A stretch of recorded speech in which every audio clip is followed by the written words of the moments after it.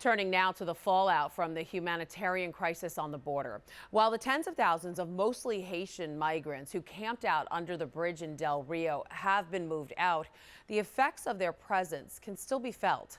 National correspondent for the Tablet and Crux, John Lavenburg, is at the border and joins us now. And John, you got a personal tour from the Valverde County Sheriff yesterday of the site under that bridge, and you sent us some images.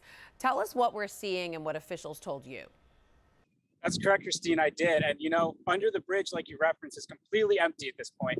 No migrants. It's completely mowed over and completely empty. It looks as if no one was there. But when you turn right and you keep going down that road along the Rio Grande, you'll see trash lining it the entire way. You'll also see different encampments that migrants were stationed in that weren't under the bridge. They would stay in there. You see clothes hanging from a tree. You see trash everywhere. When you go deeper into those trees, you really see the extent of the trash that's there. It's just piles and piles of food wrappers, papers ripped up. There are plenty of IDs that are just laying around that people left because they don't need them anymore. So there's just IDs. There's all sorts of trash just all along the river. I found a passport book from Haiti that was completely empty and torn up. And then as you can see, walking down the road, it's not just trash. People also just abandon their clothing. They just abandoned their clothing on the side of the road, left it there, and then just continue on their journey. I don't know if they got new clothes or what, but clearly they just are completely starting anew. Wow, what a sad situation. What about the local people, John, those who live in Del Rio and witnessed all of this? How did they feel about this mass migration? Christine, they think about it in a multitude of ways. From a political perspective, they say that the immigration process, the asylum process, it needs to be fixed.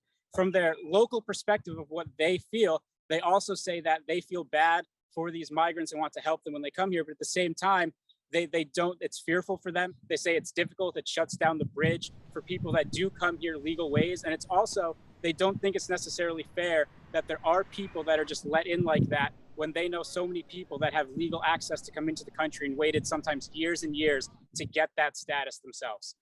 Absolutely. All right, John Lavenburg, national correspondent for the Tablet and Crux. Thanks for keeping us updated at the border. Thank you, Christine.